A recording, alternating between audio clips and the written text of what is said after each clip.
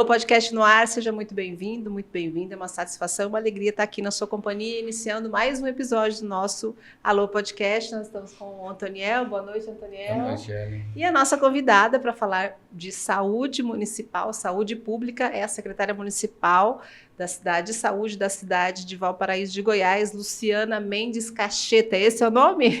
Completo, acertei? Mendes, sim. Caixeta Mendes. Obrigada pelo senhor ter aceitado o nosso convite. Seja bem-vinda, secretária. Obrigada, Ellen. Obrigada, Toniel. Muito obrigada pelo convite. Estou muito honrada. Secretária, antes de falar da secretaria, da sua função no município, se apresenta. Quem é a Luciana?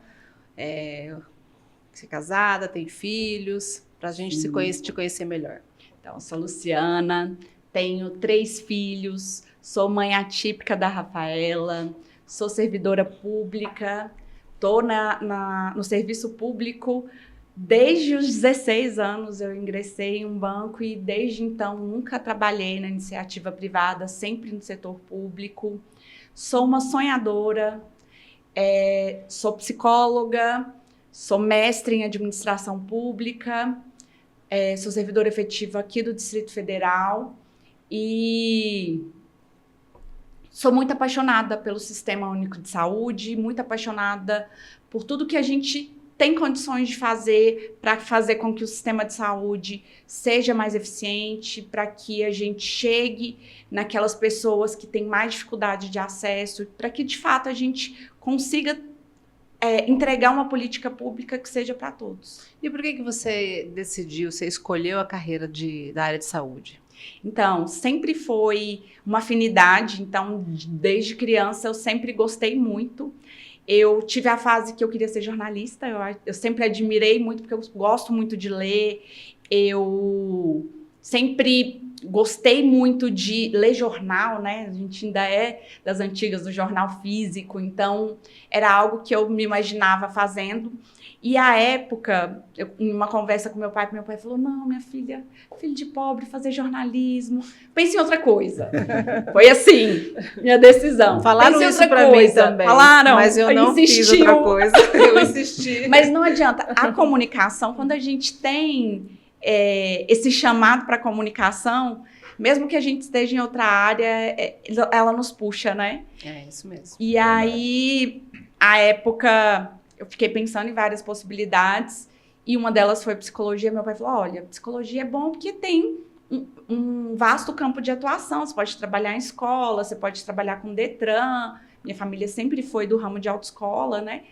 Você pode trabalhar na saúde. E aí, quando ele falou, pode trabalhar na saúde, eu falei, interessante.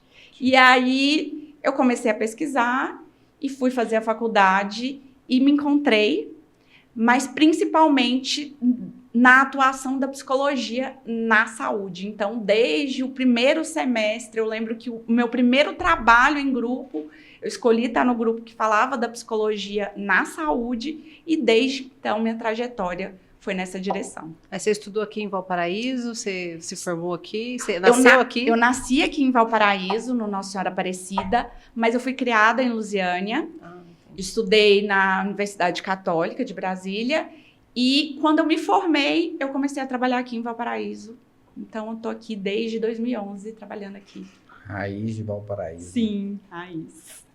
Cria e nasceu, foi criada em Valparaíso. Sim, e amo Valparaíso. Eu falo que Valparaíso me deu muitas oportunidades, não só de trabalho, né? Porque antes de passar no concurso, eu trabalhei aqui como contratada, trabalhei no Fórum de Valparaíso, trabalhei no CRAS, aqui na Secretaria de Promoção Social, mas me deu oportunidade de construir minha família, me deu oportunidade de hoje estar servindo a minha cidade, que para mim é uma grande honra, estar servindo como secretária de saúde e estar servindo como primeira-dama. Isso é muito importante, né? Então a senhora já tem um convívio e conhece bem a situação, a realidade da cidade, tanto antes como agora, né? Sim. Como que é fazer saúde, trabalhar na área de saúde, administrar a área de saúde e ser primeira-dama? Como é que se concilia, como é que administra isso tudo? Então, eu acho que o maior desafio é conseguir conciliar e ter equilíbrio nessas funções. Eu falo que a parte da saúde, por mais desafiadora que seja, eu falo que é a mais fácil. Porque é o que eu sempre trabalhei, eu já fui gestora na saúde, mas ser primeira-dama, lidar com a parte política, apesar de ser apaixonada por política desde criança, essas nuances da política, para mim, são um grande desafio ainda. O que você pode, o que você não pode falar, quem é aliado, quem deixou de ser aliado. Isso, para mim, esse jogo ainda é muito desafiador, sabe? Mas a parte de trabalhar como secretária de saúde nunca foi um sonho, nunca foi uma meta, mas é algo que eu me encontrei muito. Quando eu fui gestora no Distrito Federal, eu fui diretora regional da região sul, então eu era de Gama e Santa Maria. Então eu tinha ali uma responsabilidade também muito grande. Fui gestora no momento da pandemia e isso acabou que esticou todo o profissional de saúde, todo gestor foi muito esticado ali nesse momento da pandemia. Então me trouxe um know-how importante que eu trouxe hoje para a minha atuação. Mas é muito diferente, é um município com muitas particularidades, é um município com muitos desafios e também com muitas potencialidades. Isso é verdade. Engraçado a senhora falar que é a pasta mais fácil, porque para mim que eu não entendo muito de saúde, eu acho a mais difícil, porque lida com pessoas, lida com a saúde das pessoas e saúde é uma coisa que mexe muito com o psicológico, tanto da família quanto da pessoa que é doente. Sem dúvida. Porque abate, né? Mexe psicologicamente. Então, eu acho que seria a mais difícil, porque é uma coisa constante. Você fica doente, sara, daqui a pouquinho você fica doente de novo, pega uma gripe, pega uma doença mais pesada. Sim. Então, acho que ela quis dizer que é assim, em termos do trabalho, a saúde, cuidar da saúde é a parte mais fácil, no sentido de a parte técnica da saúde e a parte política. Então, entre as duas coisas, a parte ser primeira-dama, eu acho que é um desafio maior. Porque assim, por exemplo, a gente sabe que existe oposição, a gente sabe que existem as pessoas que elas têm um olhar mais para o que não está funcionando, e a gente sabe que tem um monte de coisa que precisa melhorar muito. Sempre tem. Mas, quando a gente olha isso por um viés técnico, profissional, é muito mais fácil do que olhar por esse viés político. Poxa, será que essa crítica é de fato porque a gente precisa melhorar e a gente tem que melhorar? Ou é por uma questão política? Então, assim, quando eu falo que é a parte fácil, porque ser primeira-dama, eu acho que é o grande desafio que eu ainda estou aprendendo, mas que também é uma grande honra. Eu falo que muitas coisas que já aconteceram na minha vida, na do Marcos Inícios, elas nos trouxeram para onde a gente está hoje, e por ser muito temente a Deus, eu vejo que hoje as coisas se encaixam, muitas coisas que aconteceram na nossa vida e que lá atrás a gente se questionava, nos prepararam para hoje estar nessa função que nos foi confiada e poder enxergar isso como missão, enxergar isso como uma honra, sabe? E eu tenho muita honra de poder servir a minha cidade. Eu tenho muita honra de ser a primeira-dama da minha cidade. SUS, você falou muito de que você é apaixonada pelo SUS. Sim. No Brasil inteiro, a gente tem críticas ao SUS. Sim. Eu não tenho esse conhecimento, não tive a oportunidade ainda de estar em outro país e presenciar situações de saúde. Mas a gente tem conhecidos, tem amigos que falam que esse sistema de saúde pública é praticamente o único no mundo. Sim. Esse formato em que você vai até um posto de saúde ou você vai até um posto, uma unidade 24 horas, uma UPA, e você é atendido ali, exame, toma injeção, toma um remédio, faz um exame, tem uma consulta, tudo gratuito. Né? Então, conta pra gente, assim, você tem essas informações, para que as pessoas, assim, peguem um pouco mais leve, porque sustentar isso tudo, uma medicação, um médico, o equipamento, tudo é muito caro, né, na área de saúde. Para que as pessoas entendam um pouco isso de que o sistema único de saúde, ele praticamente é único mesmo. A gente sempre vê na internet brasileiros que moram nos Estados Unidos, brasileiros que moram na Europa, e falam, olha, aqui custa tanto isso aqui, é maravilhoso, mas custa tanto, custa caro, enfim. Que avaliação que você faz dessa história do SUS? Então, primeiro que os desafios do Brasil são muito diferentes de outros países, mas a gente tem o que a gente chama do pai do SUS, que era o SUS que acontece na Inglaterra, mas em um país muito menor, em um país desenvolvido, em um país que, apesar de ter sido acometido por guerras, é um país economicamente mais estável. E aí se pensou no desafio de tornar um sistema único de saúde gratuito e restrito em todo o Brasil. Antes a gente tinha um sistema de saúde que era restrito para quem contribuía, para quem tinha carteira assinada. E a partir do SUS, ele começou a ser para todos.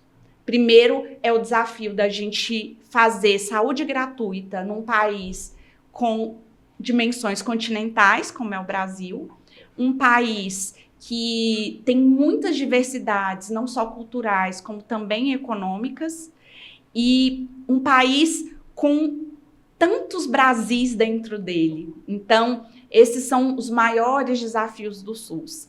Mas a gente tem o SUS com o programa de imunização, que é o maior programa de imunização do mundo. Sabe? A gente tem no Brasil vacinas gratuitas para praticamente todas as enfermidades que são mais prevalentes, ou seja, para aquelas que são mais necessárias. Me lembro que uma vez eu fui ao pediatra dos meus filhos, falei assim, qual vacina eu preciso complementar? Ele falou, olha, para os seus filhos que não têm nenhuma comorbidade, todas as vacinas mais necessárias já são contempladas no Plano Nacional de Imunização. Isso é muito gratificante. Uma outra coisa interessante é saber que, primeiro, a gente tem medicamento gratuito para todas as enfermidades que são mais prevalentes na nossa população, para que aquelas enfermidades que mais levam à internação, à incapacitação, que levam a óbito.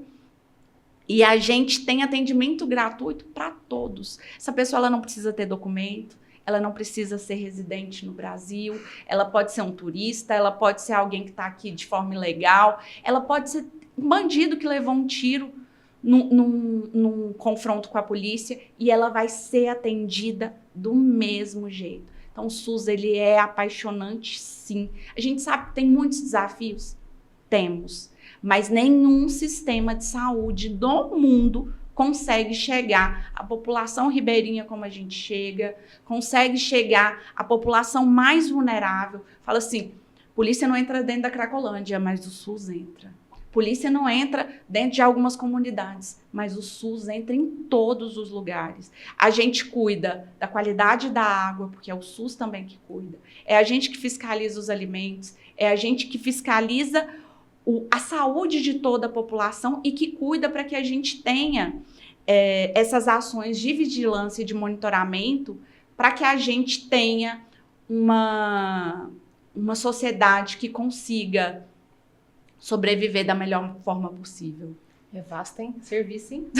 É muito trabalho, né? Interessante, né? Você falando assim, a gente começa a pensar, imaginar como é, né? Pô, a gente acha que é só ir tomar uma vacina, mas não. Mas atrás da vacina tem uma coisa, igual a senhora falou, que entra em lugares que a polícia não entra, que a própria população não entra, mas o SUS está lá, né? Imagina, se o SUS fosse voltado ao poder econômico, por exemplo, ele não chegaria em tantos lugares, porque imagina quanto é caro levar uma vacina para uma população ribeirinha. O quanto é caro você chegar em locais que não tem estrada. Então, somente o SUS para fazer isso. Hoje mesmo a gente está com essa mobilização a paciente grave, como que a gente vai levar? Olha, talvez esse transporte não consiga contemplar, vamos pensar no aeromédico. O SUS tem isso de graça.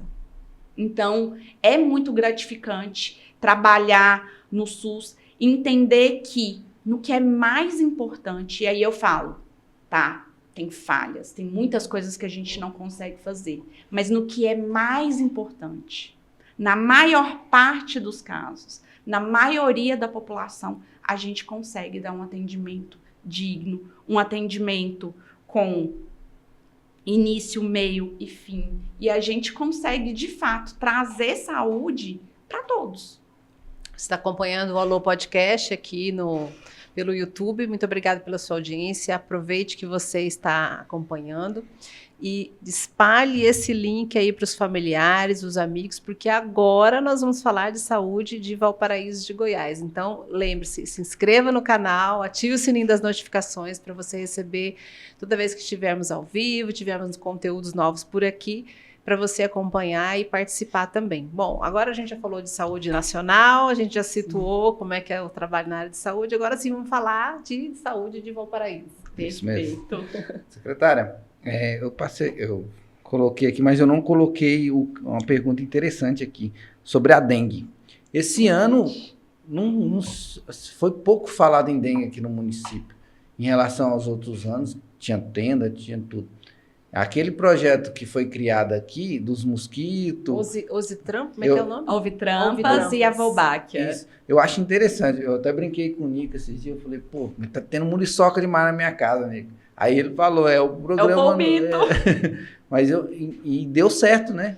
Excelente. Nossa, Nico, Toniel, essa fala sua é muito importante porque é uma alegria para a gente. A gente monitora os dados da dengue mês a mês e a gente teve, sim, dados muito animadores esse ano. A gente não precisou montar tenda, a gente não teve óbitos por dengue e isso, em grande parte, foi por conta dessa tecnologia. Tanto é que essa semana saiu...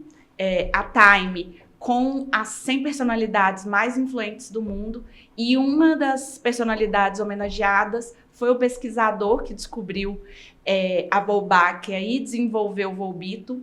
Então, hoje a gente ainda faz a soltura, a gente monitora para ver se os nossos mosquitos estão sendo contaminados pela bactéria Wolbachia e isso fez com que a gente tivesse uma menor incidência de dengue. Claro, aliada às outras medidas, como o serviço de limpeza urbana, os mutirões de saúde e a própria educação da população, né? Porque a gente sabe que mais de 70% dos criadouros da dengue, do mosquito da dengue, estão dentro dos domicílios.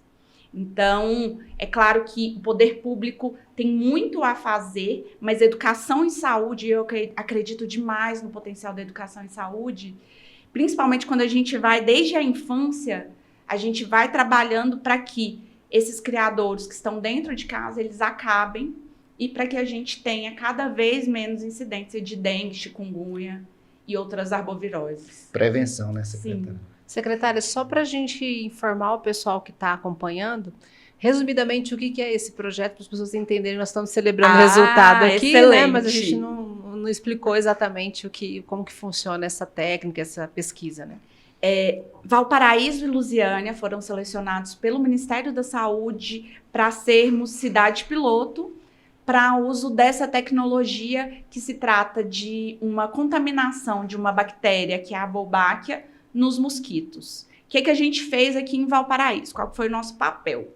A gente colocou armadilhas, que eram as ovitrampas, em alguns locais que a gente tinha uma grande incidência de mosquito e de Aedes, né, de mosquito da dengue. A gente colocava essas ovitrampas que tinham um chamariz para que esses mosquitos colocassem seus ovos lá. Uma vez que eles botaram os ovos lá, a gente pegava essas ovitrampas e levava para a biofábrica em Brasília. Lá, esses ovos eram contaminados pela bactéria Wolbachia, que é uma bactéria que é inofensiva para o ser humano e para os animais, e que temos em algumas frutas e em alguns insetos. E esse pesquisador, Luciano Moreira, acabou descobrindo que essa bactéria fazia com que o mosquito da dengue se tornasse inócuo e deixasse de transmitir as arboviroses. Então, uma vez que esse mosquito ele é contaminado, ele deixa de ser disseminador. Exatamente. Que fantástico, hein? Sim. Uma ciência maravilhosa, né? Né? E é muito interessante porque quando esse mosquito reproduz, ele também transmite a bactéria. Interessante. E aí, cada vez mais, esses mosquitos vão se tornando inofensivos. Geração a geração vai acabando. Exatamente. Que bacana, Que hein? importante isso. Muito né? legal, Sim. muito legal. E a gente sentiu isso mesmo, tá bem tranquilo. quase ninguém está se falando em dengue Sim. esse ano. E com essa chuvarada toda. Não, na realidade, a gente já está terminando o período da dengue, né? Então, Isso. assim, a gente já está comemorando mesmo, porque o período da dengue já está encerrando. Nesse momento, em outros anos, a gente estava aí com tenda. Eu trabalhei em tenda lá no Distrito Federal. E a gente viveu momentos muito difíceis da dengue, tanto da dengue misturada com Covid, quanto do pós-Covid e da dengue junto. Então, é de se comemorar, sim. É muito importante comemorar assim, porque é uma coisa muito importante mesmo. Ah, um mosquitinho, e ver uma coisa que tem resultado e dá certo, é gratificante para a senhora e para a população, que é o que mais se beneficia com isso. Sem né? dúvidas. Vamos lá, secretária. A cidade tem crescido muito, né? Valparaíso virou a menina dos olhos, né? Do entorno. Sim. Ela está no centro do entorno, a entrada de Brasília. Como a saúde tem acompanhado esse crescimento, secretária? Como a senhora tem visto? O que a senhora tem feito para acompanhar o crescimento populacional aqui da cidade, onde vem pessoas de vários lugares para morar aqui? Perfeito. Primeiro com planejamento, sabe? Eu acho que sempre que a gente vai implementar uma política pública, a gente tem que fazer isso baseado em dados, a gente tem que fazer isso baseado na realidade e com uma prospecção de anos e de crescimento. Aqui em Valparaíso, a gente tem essa prospecção de uma expansão imobiliária que segue acontecendo e que, por muitos anos, ela foi desenfreada. E hoje a gente precisa planejar essa expansão que é necessária, mas de forma que a gente tenha uma infraestrutura que acompanhe esse crescimento. Acho que esse é o maior desafio. E o que a gente faz com isso? Responsabilizar quem está construindo, para que tenha investimentos, para que a gente tenha espaços para a construção de unidades básicas de saúde, para a construção de hospitais, para a construção de equipamentos públicos, porque a gente quer sim que as pessoas venham morar em Valparaíso, que é uma cidade maravilhosa, é uma cidade, eu falo, abençoada mesmo, mas é uma cidade que precisa que os equipamentos públicos acompanhem esse crescimento para que a gente consiga atender a essa população que está vindo morar aqui. A senhora sente mais falta, então, da estrutura ou da falta de profissional hoje? Hoje eu acho que a gente tem as duas coisas, né? A gente tem a questão da infraestrutura. Valparaíso é uma cidade jovem, mas é uma cidade com muitos desafios. Então, nas nossas unidades 24 horas, por exemplo, passam cerca de 1.000 pessoas dia. Então, são unidades que são muito utilizadas pela população. Isso eu estou falando só urgência e emergência, tá? Então, a infraestrutura precisa acompanhar esse número crescente de pessoas, mas o número de profissionais também precisa acompanhar. Hoje a gente tem um desafio que é o índice de gastos com o pessoal. A gente está aí com o concurso público ativo justamente para que isso seja equacionado, para que a gente tenha servidores públicos estatutários do município, para que a gente consiga contratar esses profissionais. Hoje a nossa contratação de profissionais da saúde é via uma OS, mas isso também tem uma limitação orçamentária para acontecer. Então, às vezes acontece assim, eu preciso de mais um profissional, mas o meu contrato que foi licitado não contempla mais esse número de profissionais. Então, a gente também tem esse déficit de profissionais que precisa acompanhar a necessidade da população. Isso é bacana. Secretária, você falou aí uns minutos atrás sobre os profissionais, o quanto foi desafiador e amadureceu todo mundo na área de saúde na época da Covid. Sim. Que foi um episódio que marcou nossas vidas. Acho que daqui a 20 anos a gente vai falar desse período, né, da quarentena, Sim. de tudo que nós passamos, né, o que o mundo passou. E após isso, começou-se a falar muito de saúde mental, né? E quando a gente fala assim, está faltando profissional, é muito comum a gente ir em espaços públicos de atendimento em saúde e também em particulares, e nem sempre o profissional está bem. Então, tivemos momentos em que eles ficaram sobre uma grande tensão de pegar a doença, de adoecer, de morrer, né? Então, e aí nós que não éramos profissionais de saúde, ficamos tudo em casa, né, de quarentena, e aí muita coisa na área de saúde emocional começou a aflorar. Não que não existisse, mas começou a aflorar, e a saúde mental vai prejudicando e causando doenças também, ou fomentando, né? Sim.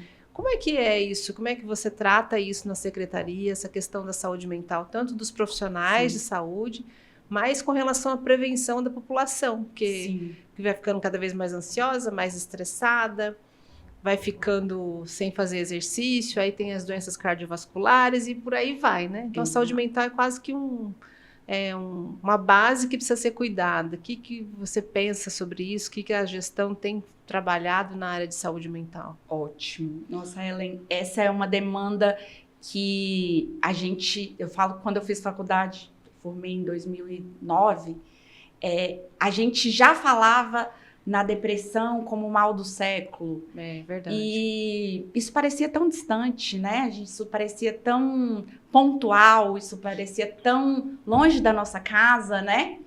E com a pandemia tudo se aflorou.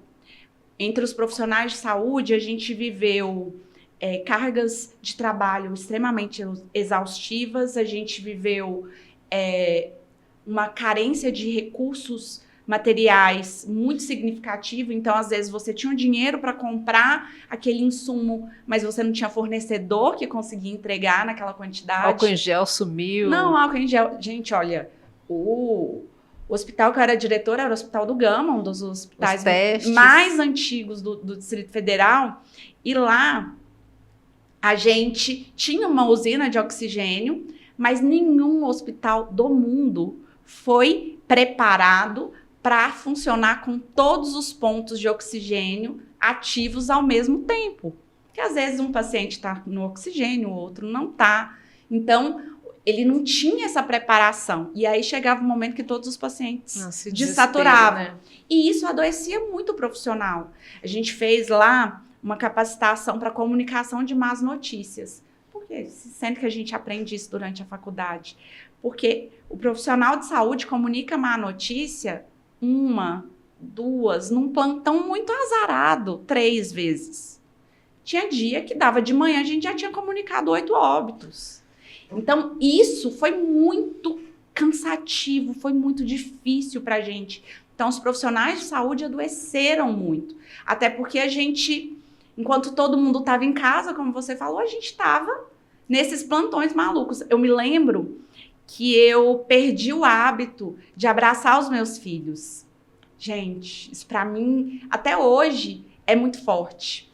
Porque eu chegava do hospital, eu tirava a roupa ainda na sala e eu corria para o banho para tomar banho, lavar cabelo, para depois abraçar os meninos.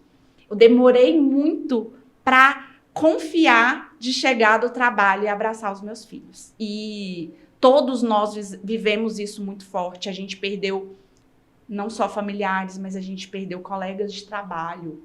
Para mim, que era gestora, era muito difícil porque a minha pasta era a pasta da atenção especializada. Então, os meus profissionais eram os especialistas.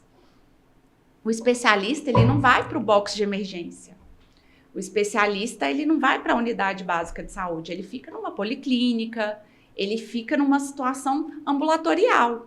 E eu precisei colocar os meus profissionais. Então, eu tive dermatologista atendendo Covid, eu tive otorrino atendendo Covid, eu tive cardiologista atendendo Covid. Eu tinha muitos idosos, porque boa parte dos especialistas da Secretaria de Saúde são idosos, tinham comorbidade. Então, a gente tinha que colocar esses profissionais na linha de frente e, ao mesmo tempo, a gente se sentia culpado se algum deles adoecia. Então, foi muito desafiador enquanto gestora. Eu lembro que um dia a chefe da UTI falou assim: Luciana, se você não conseguir anestésico até as 4 da tarde, nossos pacientes vão começar a acordar entubados. E aí, a região do entorno é muito unida, gente. E não é só o entorno com o entorno. O entorno com o Distrito Federal, a gente é muito unido. Então, Valparaíso me salvou, à época, conseguiu um pouco de anestésico. O Paranoá também conseguiu um pouco, e a gente se dividiu. e conseguiu suprir essa falta, mas a gente viveu isso durante anos. A gente viveu quase 2 anos de pandemia, assim. Então, isso gera um adoecimento, uma exaustão, e não é incomum que os profissionais de saúde tenham apresentado isso depois. Porque durante a pandemia a gente não tinha como, a gente não dava tempo nem de a gente processar tudo que a gente estava vivendo. Falando de Valparaíso. Valparaíso tem um número muito maior de profissionais de saúde mental do que a gente tem em qualquer município da região e do que a gente tem, inclusive, no Distrito Federal. O que é feito? Como é que funciona A gente isso? tem aqui 27 psicólogos, a gente tem alguns que estão no CAPS, outros que estão espalhados nas unidades básicas de saúde e na urgência e emergência. A gente tem 6 psiquiatras aqui no município. Eu falo assim, muito maior, trabalhava Gama Santa Maria, lá a gente tinha 3 psiquiatras. Aqui a gente tem 6 só para Valparaíso. Mas ainda assim, gente, é pouco. E eu falo isso com muita tranquilidade, porque a saúde mental, ela não começa em consultório. O consultório, ele é um dos pilares do atendimento em saúde mental, mas ele é um. Eu tenho um pilar da segurança alimentar, eu tenho um pilar da saúde física, eu tenho um pilar da saúde espiritual, eu tenho um pilar da saúde econômica. Eu não posso falar em saúde mental sem pensar em toda essa complexidade que é a saúde mental. E aí, às vezes, a gente coloca muito a expectativa da saúde mental no psicólogo, no psiquiatra, na medicação, que são extremamente importantes. Mas sozinhos, eles não conseguem resgatar a saúde mental das pessoas. Me lembro quando tive Rafa. Rafa é a minha filha do meio, que hoje está com 10 aninhos. Rafa nasceu com uma síndrome rara. E quando a gente teve o diagnóstico dela, foi muito difícil, muito desafiador. E eu me lembro que eu me afastei do trabalho, né? Como servidora estatutária, eu tinha o direito de acompanhá-la. E um dia eu fui para uma consulta e o médico começou a me fazer perguntas. Gente, perguntas que eu fazia para os meus pacientes. Enquanto ele perguntava e eu pensava na resposta, eu falei, eita, eu tô doente. Gente, eu não tinha percebido. E eu, profissional de saúde mental, trabalhando todos os dias com isso, amando psicodiagnóstico como eu amo, sou professora de psicopatologia, mas quando é com a gente é muito diferente, porque às vezes, por exemplo, nesse momento eu estava num quadro depressivo, mas eu não estava num quadro depressivo clássico. E eu falo que o meu quadro depressivo é o quadro depressivo da mulher moderna. Porque a Ellen, como mulher, vai saber muito bem do que eu estou falando. O quadro depressivo da mulher moderna, gente, é aquele quadro depressivo que a pessoa não tem tempo de estar no quarto chorando. Ela está adoecida, ela está em sofrimento, ela está com pensamentos negativos, ela está, muitas vezes, até com ideação de autoextermínio, mas ela está fazendo comida, ela está cuidando de filho, ela está vendo se o arroz acabou, se ela tem que comprar um óleo, ela está vendo se o moletom das crianças já está curto e que está começando o frio, ela tem que comprar outro. Ela está vendo se o menino está com febre. Ela está cuidando de tudo. Se tem uniforme, se tem lanche. Exatamente. Então, o adoecimento dessa mulher moderna, ele não permite aquele quadro clássico dessa pessoa que ela chora, que ela fica reclusa num quarto escuro. Ele é um adoecimento que ele se arrasta por muitos anos. Não é incomum a gente atender paciente que ele fala, tem 10 anos que eu tô assim. Tem 10 anos que eu tô sobrevivendo. Tem 10 anos que eu não vejo o que eu tô fazendo, que eu não encontro alegria de viver, né? Porque eu falo que a primeira coisa que a depressão ela nos tira é o prazer. É o saborear uma comida, é o saborear uma brisa que às vezes bate no rosto, saborear um banho, um cheiro de um sabonete que a gente vai usar durante o banho. Então, a gente vai sobrevivendo ao invés de viver. E aqui no município, quando eu vim para cá, eu vim com muitas ideias para a saúde mental. E eu encontrei muitos parceiros que pensam muito parecido e que entendem que a saúde mental ela não se faz só em consultório. Ela não se faz só com psicoterapia e ela não se faz só com medicação. A gente precisa ter espaços públicos, a gente precisa ter lazer, a gente precisa ter uma cidade segura, a gente precisa ter comida no nosso prato, a gente precisa ter uma energia que não está no gato, a gente precisa ter muito mais do que uma medicação. Então, hoje mesmo na inauguração da unidade básica lá do Esplanada 2... Reforma. Isso, da reforma, revitalização, quando a gente teve um momento lá da dança com os idosos, a aula de dança com os idosos, e eu falei, é essa saúde que eu acredito, que traz lazer, que traz interação social, que traz... resgata essa convivência que também a pandemia... Vontade de viver. Essa vontade de viver. Também a pandemia nos tirou, né? A gente começou a resolver muita coisa, o que é muito bom, online, mas a gente também perdeu o hábito do cafezinho, de levar um bolo na casa da vizinha e de conversar um pouco. Esse convívio social, ele é muito, muito, muito importante. Principalmente em algumas fases da vida, né? A gente fala do idoso, às vezes a gente está medicando o idoso e a doença dele é solidão.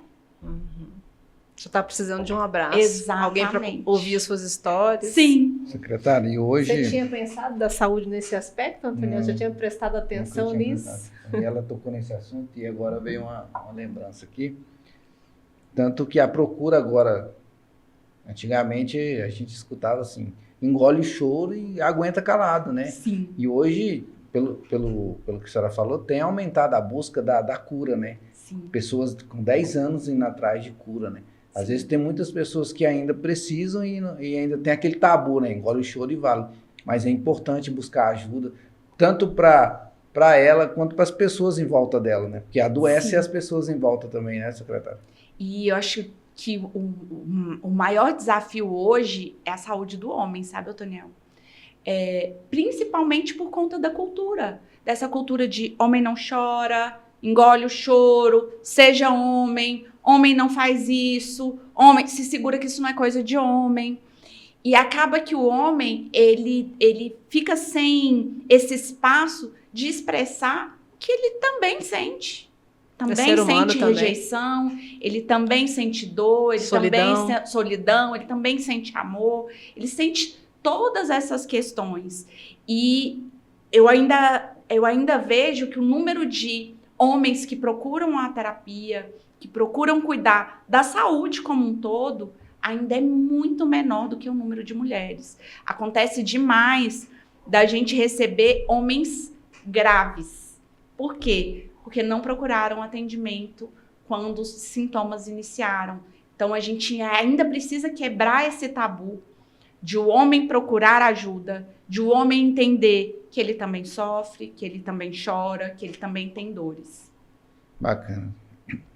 Vamos mudar de assunto um pouquinho, secretária? Vamos falar de um assunto que foi um assunto muito falado nesses meses, né? Sobre o cais. Ah, excelente. A demolição do cais. E uma curiosidade que as pessoas têm perguntado aqui na Alô Valparaíso, como ficaram as divisões, como ficaram os atendimentos, porque o cais, com a demolição do cais, a senhora dividiu os atendimentos. Sim. Como é que ficou hoje no município os atendimentos? Ótima pergunta. Primeiro que, como eu falei, a gente não faz nada sem planejamento. O cais, ele já havia sido interditado pela Vigilância Sanitária e pelo Ministério Público por conta das condições da infraestrutura, por ser uma unidade muito antiga, por ser uma unidade que já tinha passado por alguns reparos e reformas, mas que não conseguia atender às novas normas da Anvisa. Então, a gente já havia sido notificado, gestões anteriores também já haviam sido notificadas. Então, era algo que a gente não tinha muito como fugir desse processo de demolição. Só que tudo a gente fez com planejamento. Então, antes da demolição foi a abertura da UPA. E hoje a gente faz em Valparaíso o mesmo número de atendimentos que aconteciam quando o CAIS estava ativo, entre 700 e 1.000 pessoas dia. A gente monitora dia a dia. Eu tenho um grupo que estão os diretores das unidades e eles me mandam quantos atendimentos foram realizados, quantos atendimentos amarelos, vermelhos, laranja, quantas remoções foram realizadas, quantos pacientes estão internados. Então, a gente monitora dia a dia, semana a semana. Então, não houve um impacto no número de atendimentos, mas existe um impacto que a gente não pode ignorar, que é o impacto da mobilidade urbana. O CAIS era muito bem localizado, então ele era muito acessível a populações muito vulneráveis e ele era muito acessível também aos transportes públicos. Ele era muito central. Então, esse impacto da mobilidade não tem como a gente negar, ele acontece. E é por isso que a nova unidade vai ser construída naquele espaço. A gente vai construir uma UPA, a gente está em processo de aprovação dos projetos, a gente tem feito muitos estudos, inclusive do porte. Quando a gente for escolher o tamanho da UPA, ela poderia ser porte 1, porte 2 ou porte 3. A gente já com a prospecção de quanto Valparaíso vai crescer, a gente vai fazer uma tipo 2, mas que possa ser ampliada para tipo 3, né, para ser uma UPA maior, com mais especialidades, com uma maior capacidade instalada. Então, vai ser construída uma UPA lá no lugar do CAIS. A gente sabe que Valparaíso tem um carinho gigante por aquela unidade, que já salvou tantas vidas, mas a gente estava num momento em que a infraestrutura daquele hospital poderia colocar em risco a vida da população. E aí, para mim, é inegociável. Eu sei que desgaste político a gente teve gigantesco, a gente teve o desgaste pessoal, o desgaste com os colaboradores. Então, assim, eu não compraria um desgaste como esse se ele não fosse estritamente necessário. E quando a Defesa Civil colocou que isso poderia colocar em risco a vida dos pacientes que estavam sendo atendidos lá e dos colaboradores que trabalhavam todos os dias lá, para a gente foi... a gente já bateu o martelo que não teria o que fazer, que a gente ia fazer a demolição, conforme foi apresentado para a gente. Isso é muito bom esclarecer isso, Sim. secretária. E outro assunto aqui, secretária, que as pessoas perguntam muito aqui na Alô, é sobre os pacientes que ainda precisam ir a outras cidades, né, se consultar. Eu vejo que a senhora tem vários projetos para diminuir isso. São vários projetos e planos que a senhora tem ido atrás, né? O que a senhora e o prefeito tem feito para diminuir isso, para diminuir esse, como o caso dessa mulher que precisa para uma cidade daqui 5 horas. Sim. Eu vejo que a senhora tem lutado e buscado recurso. O que mais a senhora tem feito junto ao prefeito com isso? Excelente. É importante a gente dizer que o SUS ele é regionalizado. Então, o governo federal ele divide o SUS não só por estados e municípios, mas também por micro e macro regiões de saúde. E quando se é planejado um hospital de referência, ele é colocado para que ele seja referência para aquela micro ou para aquela macro região, né? Aqui a gente faz parte da macro-região Nordeste e faz parte da micro-região Entorno Sul. Então, sempre que o Estado e o Ministério da Saúde vai pensar em equipamentos de saúde, ele vai pensar em equipamentos que estejam centralizados para atender essas regiões de saúde. O que acontecia aqui? A gente tinha um número menor de especialistas, então às vezes o paciente saía daqui para ir lá para Formosa para uma consulta e acabava que era mais caro o transporte, porque se eu pensar em desgaste do veículo, combustível, diária do profissional, a própria manutenção, a própria segurança do paciente ficava muito caro levar esse paciente para lá. O que a gente fez? Pegou as especialidades que a gente tem uma maior necessidade e que conseguem ter uma resolutividade aqui dentro do município e colocou dentro do município, nos centros especializados. Então, a gente tem especialistas na policlínica, no CIAM, no centro de diabetes e no CAPS e no centro de reabilitação. Isso faz com que os nossos pacientes do município não precisem se deslocar para fazer consultas. Mas a gente tem exames e procedimentos e cirurgias. Alguns desses exames a gente está trabalhando para fazer aqui no município também, para que esse paciente não precise se deslocar para fazer exames. A mesma coisa com procedimentos. O que a gente está conseguindo fazer aqui dentro das nossas possibilidades, a gente está fazendo aqui. Sobre as cirurgias, a gente vai ter o programa Operaval, a gente até publicou um edital, ele foi frustrado, porque a empresa que ganhou não entregou a documentação, mas a gente já reabriu o edital, já reabriu o prazo para que novas empresas se habilitem. A gente já está com dinheiro, inclusive, em conta. Eu estou louca para começar mesmo o Operaval, que vai fazer com que as nossas filas de cirurgias eletivas, que são a maior demanda, elas consigam ser realizadas aqui no município. O prefeito às vezes se empolga e ele fala assim: ninguém vai ter que sair daqui para ir para Goiânia, para ir para Anápolis, para ir para Brasília para fazer uma cirurgia. Não é isso. Ninguém vai ter que sair de Valparaíso para fazer uma cirurgia simples, que possa ser realizada em Valparaíso. Eu falo que o básico bem feito, ele sempre funciona. A gente tem que fazer aquilo que está dentro da nossa capacidade e aquilo que não vai colocar a vida do paciente em risco. Então, até quando a gente foi elencar as cirurgias que a gente ia colocar no rol de cirurgias que a gente vai realizar no município, eu priorizei cirurgias que têm uma alta demanda reprimida, cirurgias em que o paciente tem uma baixa necessidade de internação, para que não impacte na população que também está chegando nas nossas urgências e às vezes precisa ser internado, e cirurgias que dependam menos de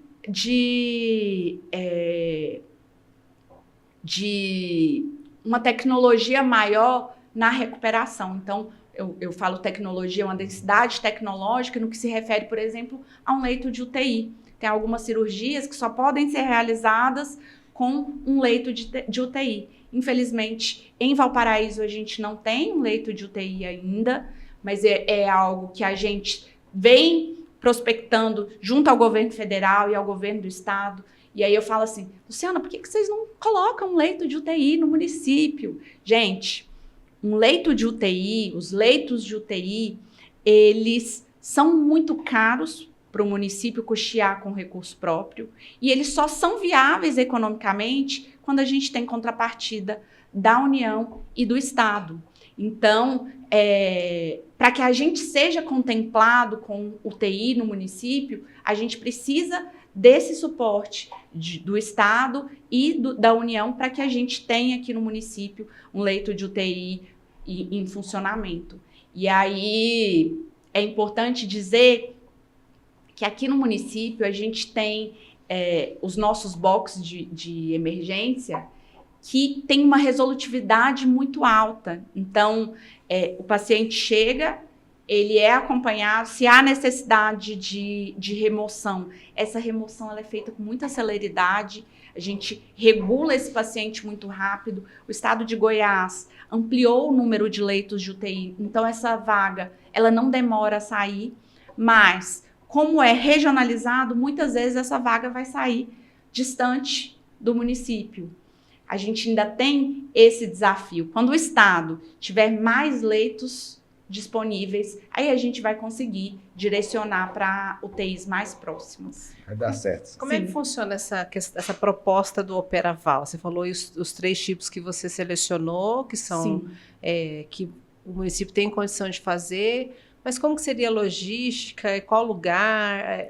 Eles seriam regulados? Como que vai ser para a gente entender o que é o Operaval? Então, a gente tem já uma demanda reprimida de pacientes que estão esperando há muito tempo para cirurgias Os nossos especialistas dos nossos centros especializados, policlínicas, CIAM, centro de diabetes, centro de reabilitação, eles já fazem esse levantamento e eles encaminham esse paciente para regulação, para que esse paciente esteja devidamente regulado. A gente também tem os mutirões para avaliar esses exames, essas prescrições da cirurgia, para ver se elas ainda estão válidas, né? Então, é uma das fases, é esse levantamento do que é demanda real, o que é possível, porque às vezes o paciente tem uma demanda de uma cirurgia, mas é uma cirurgia muito mais complexa. Então, não vai ser aqui no município, porque demanda um leito de UTI. Então, esse vai continuar regulado no estado. Opa, esse outro eu consigo puxar da fila, porque ele consegue fazer a cirurgia aqui no município. Então, a gente selecionou esses tipos de cirurgia. Então, a gente vai realizar laqueadura, vasectomia, esterectomia, cirurgia de vesícula, algumas ortopédicas, a catarata catarata epiterígea, a gente já realiza aqui no município. Então, o Opera é esse programa amplo de realização de cirurgias eletivas aqui dentro do município. Essas cirurgias vão ser realizadas ou dentro do Hospital Municipal de Valparaíso ou na rede privada conveniada. Bacana. Por isso que a gente abriu o edital. Então, a ideia nossa é que a gente consiga fazer boa parte no HMV, mas isso depende de como vai se transcorrer as outras fases. Aí as cirurgias mais complexas, elas continuam sendo reguladas pela Secretaria de Saúde e os pacientes fazem em Goiânia ou em outras cidades. Essa locomoção, a minha mãe ela fez aquela que é Ponte Safena, né? Fez lá em Goiânia. E foi rápido. E o atendimento foi excelente. Essa questão dos municípios do interior dos estados no Brasil, levar os seus pacientes de cirurgias complexas para fazer em outras cidades é muito comum. Sim. No Brasil todo, não é só aqui na região de Goiás. Sim. Isso acontece... O SUS ele foi construído regionalizado e essa é uma das premissas, que a alta complexidade ela esteja concentrada nas metrópoles. Então, aqui quando a gente pensa em Brasília, por exemplo, a gente olha as cidades satélites, né? Todas têm os seus hospitais regionais, mas a gente tem o hospital de base, que é um hospital como se fosse um hospital central, em que a gente vai ter uma densidade tecnológica maior. É o único hospital do Distrito Federal que vai trabalhar com a neurocirurgia, por exemplo. Uhum. Então, no estado não é diferente. Os hospitais que têm uma densidade mais tecnológica estão no estado. E não ao acaso, é porque, primeiro, a capital ela tem mais recursos para realizar esse tipo de atendimento e o próprio repasse do Ministério para as capitais ele é diferenciado, porque a responsabilidade pela atenção terciária é do estado. Entendi. Complexo, né? Sim. Secretária, a senhora tem falado de filas, de programas. Vamos falar a senhora fala que é o queridinho da senhora, o Saúde da Gente, né? Sim. O Saúde da Gente hoje ele envolve muita coisa, né? Ele envolve a regulação, que até um tempo atrás tinha aquelas filas enormes de 4 horas da manhã na porta da regulação. Sim. Passou para o digital, tem dado certo, junto ao programa. Como hoje tem funcionado o Saúde da Gente, o programa? Como tem ajudado na regulação, nas filas? A gente tem visto que tem pessoas que têm 3, 4, 5 anos, até 10 anos esperando o exame. Como isso tem ajudado? Se tem ajudado e como tem ajudado, secretário? Excelente. Falo que é o queridinho, porque assim, eu mudei minha percepção sobre o mutirão. Quando estudei sobre saúde pública, eu sempre achei o mutirão uma ação muito pontual, sem continuidade, fragmentada do cuidado em saúde, que não pode ser fragmentado, ele tem que ter essa interlocução, porque eu acredito na saúde que ela começa na prevenção, que ela começa na atenção primária. E eu via o mutirão de saúde como algo muito politiqueiro. E eu falava, não, aqui Não carreta, funciona. de jeito nenhum. Não quero. E aí, comecei a estudar, ver os resultados de outros municípios. Comecei a entender mais sobre o processo e eu fiz o primeiro piloto do Saúde da Gente com equipe própria. Foi lá no Municipal do Céu Azul, não tinha nenhuma empresa, não teve recurso de emenda, foi feito com recursos próprios, com os nossos profissionais. E aí, levei os nossos especialistas para lá, fizemos uma edição, se eu não me engano, foi até de saúde da mulher. E foi fantástico. A gente teve adesão, a gente encurtou esse prazo para que a pessoa chegue ao exame, chegue ao especialista. E essa pessoa retornou para a atenção primária, para o seu cuidado com continuidade. Falei, poxa, pode dar certo. Fizemos a segunda edição já com uma empresa contratada, que já fazia isso em outros municípios. E aí, gente, eu falei, vou observar, vamos ver qual que vai ser a repercussão. E eu falo assim, a repercussão política do Saúde da Gente, ela é excelente. Porque para a população, ela está ali, sendo consultada, saindo com exame, passando pelo especialista, tudo no mesmo dia, é muito bom. Mas eu queria ver o resultado real na saúde das pessoas. Porque é muito fácil. Essa pessoa vai, ela é diagnosticada aqui, ó, toma, tchau, vai embora. A carreta vai embora e o paciente fica. Então, eu tinha muito essa preocupação. Então, a gente envolveu os nossos profissionais, principalmente para que esse exame, esse tratamento, ele não fosse abandonado, para que houvesse uma continuidade, para que a gente, de fato, o mutirão não terminasse ali no dia que termina a ação, né? Amanhã encerra mais uma edição do Saúde da Gente, e eu falo que, assim, ela não encerra amanhã, porque esses pacientes que eles foram atendidos, eles foram diagnosticados, eles voltam para a nossa rede, porque eles são nossos. E, em primeiro lugar, eles são da unidade básica de saúde mais próxima da casa deles. Eles não são do especialista. E esse é um grande desafio cultural de promover a educação em saúde para que as pessoas entendam que o médico dele não é o cardiologista, não é o neurologista, não é o pediatra, é o médico de família. É a enfermeira de saúde da família. É esse profissional que está preparado para nos atender na maior parte das demandas de saúde. A gente tem estudos que apontam que uma atenção primária resolutiva, ela pode solucionar 85% das demandas de saúde. Gente, se 85% dos pacientes nossos estivessem na unidade básica e não na porta das urgências, seria muito mais fácil. Mas a gente vai chegar nisso. Falo que, assim, é um caminho desafiador, mas que ao mesmo tempo é muito apaixonante, porque a gente vê as mudanças que foram semeadas lá atrás. Falo que o SUS, às vezes a gente semeia para outro colher, porque essa é a vida e essa é a beleza da vida mesmo, mas as estratégias e os programas do SUS, eles são longitudinais. Às vezes o resultado você não vai colher ali, naquele momento. Então, quando eu olhei para os mutirões com esse olhar preconceituoso, eu olhava para ele só naquele momento. Mas ele também pode ser uma política longitudinal, também só pode ser uma política de continuidade. O que mais você pode compartilhar com o pessoal do Alô Podcast do seu início de gestão até agora? O que a gente pode compartilhar como coisas boas que mudaram, que você deu o primeiro passo, que já além do Saúde da Gente? Ah, excelente. O Toniel falou de uma coisa que era minha pedra no sapato.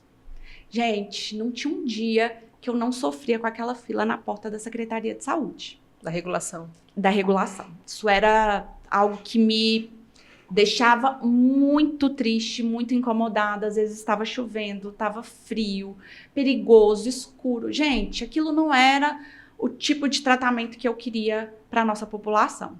A gente estudou muito, sabe? Antes de promover as mudanças que foram promovidas, a gente sofreu muita resistência por parte da população, por parte de profissionais, demorou a pegar o modelo, mas é muito bom ver aquela regulação vazia e ver que as pessoas estão sendo atendidas, que elas estão chegando no centro especializado. Conta o segredo, conta o segredo. Então, inovação. E eu falo que inovação, às vezes a gente pensa em inovação, eu sou apaixonada por tecnologia, às vezes a gente pensa em tecnologia, né? Não é inovar, não.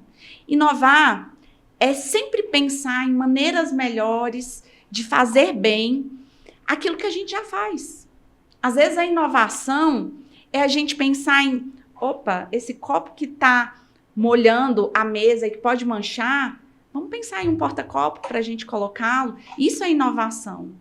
E quando a gente olhava para aquela fila, a gente falava, poxa, vamos mudar o horário, porque a população não precisa chegar tão cedo. Mas a população seguia chegando muito cedo. Mesmo que a gente falasse, vai ser a partir de 1h da tarde. Não acredita, né? A população vai chegar muito cedo. Então, não adiantava a gente falar isso. E a gente falou, como que a gente vai fazer? E aí, eu trouxe a experiência lá do Distrito Federal, em que a regulação acontece na própria unidade básica de saúde. Eu sabia dos desafios, porque não é fácil. Unidade básica de saúde é tudo menos tranquilo, né? Tem os dias que tá muito tranquilo, que o pessoal tá lá confraternizando, mas tem os dias que são muito intensos.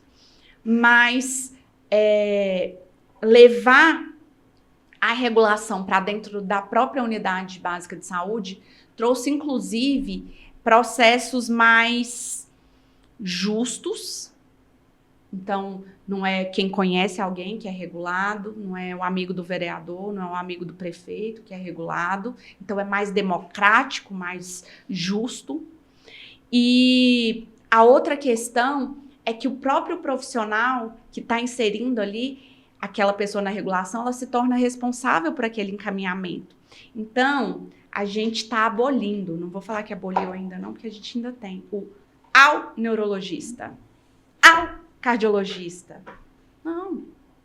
Aquele paciente, ele tem uma história, ele tem um motivo para estar sendo encaminhado, ele tem uma continuidade do atendimento que está sendo realizado aqui na atenção primária.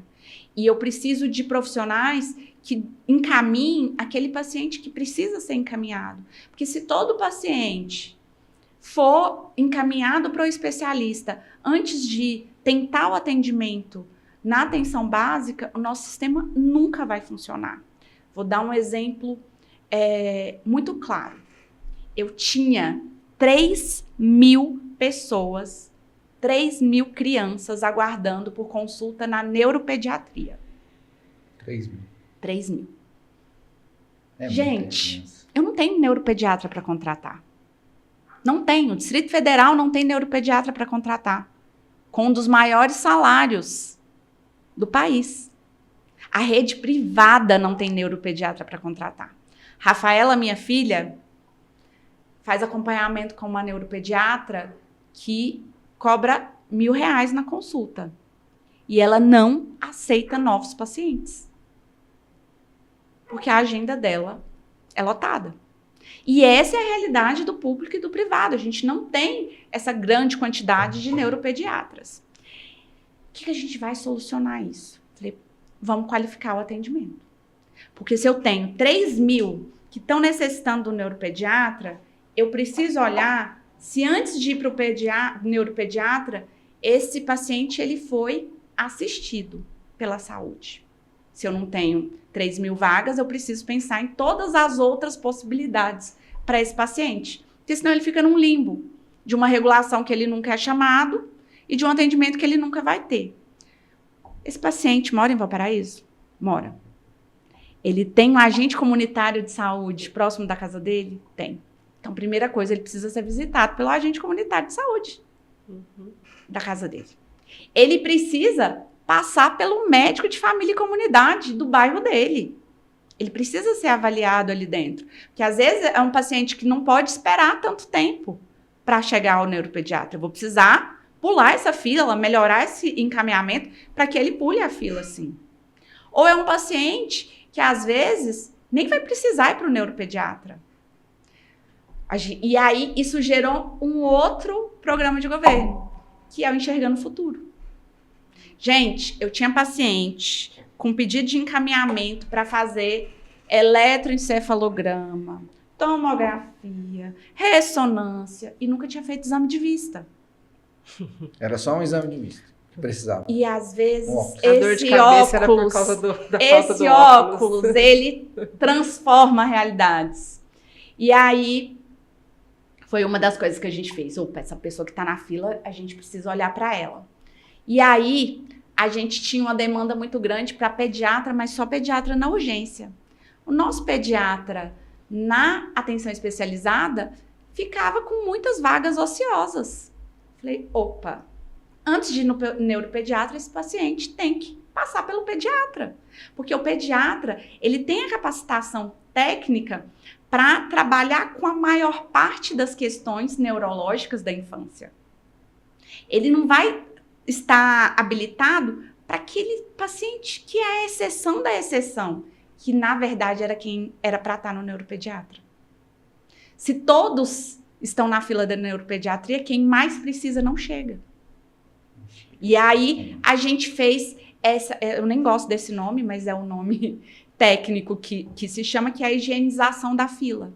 De olhar para essa fila e ver realmente quem ainda precisa de atendimento, quem precisa ser priorizado, quem precisa de outros atendimentos de saúde. E isso fez com que essa fila hoje esteja ali em torno de, não vou nem falar pro DF não vir para cá. Mas tá menos de 100 pessoas na fila. Interessante, Sim. parabéns. De 3 mil caiu para 100 Sim. pessoas. Menos de Com 100 coisas pessoas. simples, né? Saúde humanizada. Exatamente, com esse olhar, né? Um Assim, olhar... falo que e eu sempre falo isso, assim, às vezes a gente está esperando da saúde algo muito complexo, mas o simples, ele funciona muito mais. Simples, bem feito, Simples, funciona bem assim. feito, funciona muito mais. Que legal. Você está acompanhando o Alô Podcast aqui pelo YouTube. Nós estamos conversando com a secretária municipal de saúde da cidade de Valparaíso, a Luciana, e ela está contando episódios e informações incríveis, interessantíssimas sobre saúde pública, não só aqui em Valparaíso, mas também no Brasil. Então aproveite, se inscreva no canal, ative o sininho para ser informado toda vez que tivermos novidades por aqui e também compartilhe esse link com seus familiares, seus vizinhos, para que mais pessoas entendam da importância da saúde pública e como que ela está sendo gerida aqui no município de Valparaíso, né, Luciana? Sim. Mais perguntas? Tem sim. Vamos entrar num projeto bacana que está acontecendo agora na cidade, que são a reforma das UBS, né? Vão ser 20, né? Sim. A senhora falou que tem 30 UBS, tá? Vai reformar 20. A senhora tem projeto, tem ido atrás para reformar todas as UBS, secretária? É o que eu mais quero, eu falo assim, resgatar essa dignidade para o colaborador e para o paciente. A gente tinha aqui, e eu faço monitoramento das ouvidorias, tanto as positivas quanto as negativas, e a gente tinha muita ouvidoria em relação a atendimento. E parte dessas queixas de mau atendimento se dão por questões de saúde mental do colaborador e por conta da infraestrutura. Gente, é diferente a gente trabalhar num lugar insalubre, um lugar que não esteja limpo, um lugar bagunçado. Gente, nem na casa da gente a gente consegue funcionar quando tá bagunçado, né? Então, a gente tem essa prioridade de melhorar a infraestrutura de todas as unidades. Essa parceria com a Secretaria de Políticas Penais tem sido muito, muito, muito valiosa para que a gente consiga chegar em mais unidades. Quando a gente fala de 20 unidades básicas, são as que já têm emenda destinada para a revitalização, mas, paralelo a isso, a gente está fazendo as outras com a parceria com a Secretaria de Políticas Penais, com as emendas da doutora Zeli, do doutor Célio, e de vários deputados que colocaram emendas aqui no município, para que a gente, de fato, consiga melhorar essa infraestrutura das nossas unidades e para que o município consiga aplicar recursos próprios para investir mesmo, né? Em todos os sonhos. Eu falo que eu sou sonhadora, né? Tem hora que eu chego lá na secretaria cheia de ideias, aí as meninas da contabilidade falam, não, secretária, calma aí, calma. Mas é porque, assim, a gente quer que as nossas unidades sejam bonitas, sejam confortáveis, sejam climatizadas, tragam qualidade para esse trabalhador poder trabalhar bem e poder atender bem a população. O importante é a parte boa que está começando a entregar, né, secretária? Sim. As reformas. Secretária, hoje qual é o maior gargalo da saúde no município? Gestão, recurso ou demanda? Acho que é uma mistura, né? A gente tem a questão da gestão, que Valparaíso é um município muito politizado, muito influenciado pela política mesmo, e isso se torna um grande desafio para a gestão, porque muitas coisas que aconteciam lá atrás, há 20 anos atrás, hoje elas não podem acontecer. Quando eu falo, por exemplo, de um processo de regulação, às vezes as pessoas ligam e falam: Luciana, uma vaga de UTI para fulano de tal, você não consegue. É um processo que é regulado, não consegue interferir. Mas a gente consegue ajudar essa família a qualificar o relatório médico, a, de fato, ter uma nova avaliação para que ela consiga ser atendida com esse leito. Ou então, um caso de hemodiálise, por exemplo, que também é regulado e a gente não interfere nessa fila. Então, a questão da gestão, ela é desafiadora, porque antes era assim, você precisava de um leito de UTI ou de uma cirurgia, quem conseguia era o político da sua cidade. E às vezes a população ainda tem essa expectativa e alguns políticos também têm essa expectativa. Mas eu falo que nada melhor para o político do que um sistema único de saúde que funcione. Eu falo demais para os vereadores: olha, se o nosso povo trabalhar bem, o problema não chega para o senhor nem para mim. Se o nosso povo trabalhar como tem que trabalhar, o problema não vai chegar nem para o senhor nem para mim. E a população do seu bairro vai estar feliz e reconhecendo que o senhor está trabalhando. Verdade. Agora, quando eu pego a indicação de um vereador e eu passo na frente de alguém que está ali esperando, eu ganho o voto dessa pessoa aqui que eu passei na frente, mas eu perco de todas as outras que estavam ali esperando. E esse processo, ele não é justo, porque na saúde, a tomada de decisão, ela é técnica, ela segue critérios de gravidade, critérios para que ela seja o mais justa possível. Então, vamos falar de uma UTI. O critério de UTI é um critério de gravidade, é o critério de viabilidade daquele paciente, até mesmo da remoção, se ele aguenta essa remoção ou não, se ele tem uma prospecção de sobreviver àquela enfermidade ou não, a idade dele também é um dos critérios. Então, são critérios técnicos. Não faz diferença se a pessoa é a primeira-dama ou se é alguém que ninguém nunca ouviu falar o nome, a dona Mariazinha lá do setor mais afastado. Então, isso traz equidade para o serviço público, isso traz equidade de fazer com que todas as pessoas elas tenham a mesma oportunidade de ter o atendimento. E para 2026, nós estamos em abril, o que você está pensando, sonhando para a saúde pública de Valparaíso até o final do ano? Excelente! Então, primeiro, entregar as obras que a gente está aí em andamento. Eu acho que é uma grande prioridade. As obras que estão em andamento, a gente tem um cronograma de revitalização das nossas unidades e já tem as outras que estão na fila, né, para que sejam revitalizadas também. Então, entregar as que estão em andamento e iniciar as novas obras. A gente também tem como expectativa o Opera Val, que vai fazer com que essas filas de cirurgia elas sejam diminuídas. A gente quer ampliar o programa Enxergando o Futuro para que a gente chegue em cada vez mais escolas. A gente já entregou mais de 1.500 óculos, mas às vezes uma cidade desse tamanho, a gente tem 58 escolas municipais. Até a gente chegar em todas as escolas é um desafio, né? Financeiro e operacional mesmo. Então, a gente tem esse desafio. Então, ampliar o Enxergando o Futuro, ter mais edições do Saúde da gente. A gente já tem algumas programadas aí no decorrer do ano. E iniciar a construção da UPA lá no lugar onde era o cais é uma grande prioridade. A gente depende, claro, de viabilidade de recursos, mas é uma grande prioridade. A gente tem aí a prospecção da construção do nosso centro de especialidades odontológicas, que já está com dinheiro Bacana. em conta, a revitalização e ampliação do centro de reabilitação lá da cidade de Jardins. A gente está também no radar da construção do CAPS infanto-juvenil da cidade.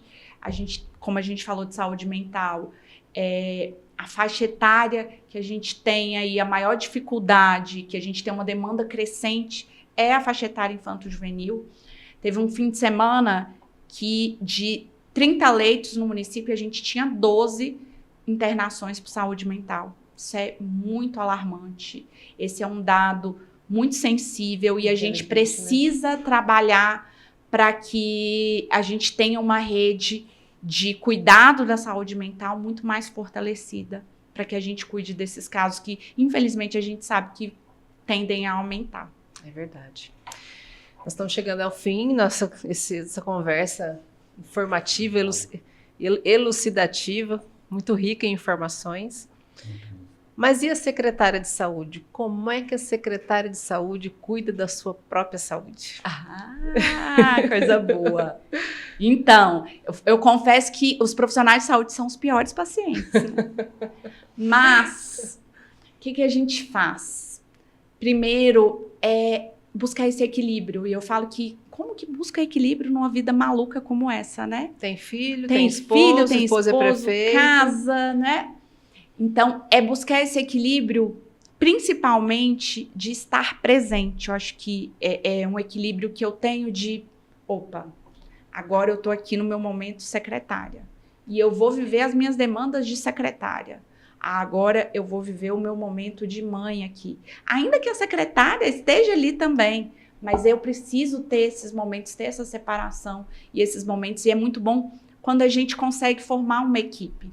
Quando eu falei lá no início que o ano anterior foi um ano desafiador, por isso, porque a gente está formando equipe, a gente está ajustando rota, a gente está alinhando os propósitos, mas hoje a gente tem uma equipe na saúde muito fortalecida.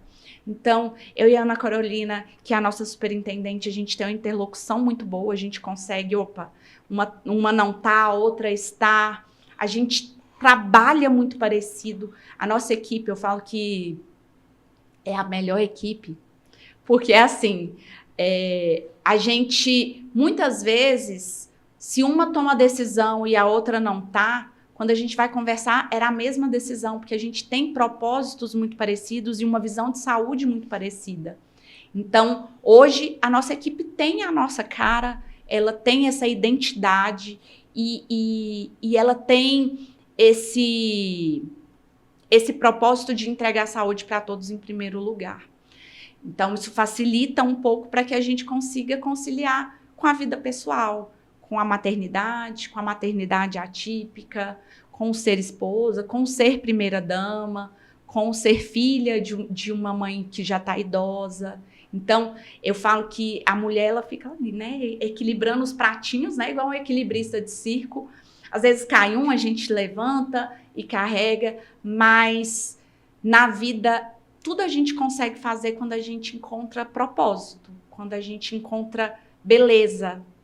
E eu falo que eu sou uma pessoa que vê beleza em muitas coisas. Eu sou uma pessoa apaixonada pela cultura, apaixonada pela beleza, apaixonada pelo lado bom das coisas. E quando eu vejo, às vezes, um vídeo, a pessoa falando, aqui o buraco, aqui, isso aqui que não tá bom, e que, às vezes, a pessoa ela só vê o que é negativo, eu entendo que tenha muitas coisas negativas, mas eu olho para Valparaíso com muito amor. Aqui é a cidade que eu escolhi para construir a minha família. Aqui é uma cidade rica. É a quarta cidade do estado que mais abre CNPJs. É a cidade que dá condições para muitas pessoas crescerem, criarem suas famílias. É uma cidade que deu para muitas pessoas a oportunidade de ter a sua primeira casa própria. Eu vejo beleza. Gente, eu vejo artesanato nessa cidade. Eu vejo cultura com aquelas festas juninas lindas que a gente tem.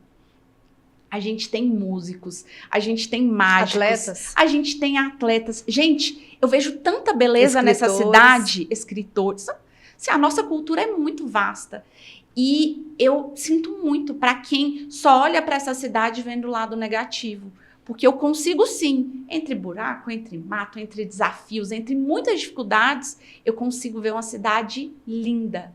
Outro dia uma pessoa colocou assim, a cidade é linda só no Instagram do prefeito. Comum. Talvez os seus olhos estejam voltados para o lugar errado, sabe? Porque eu tenho certeza que aí no seu bairro tem um pão de queijo gostoso. Eu tenho certeza que tem alguém que faz um caldo maravilhoso aí perto da sua casa.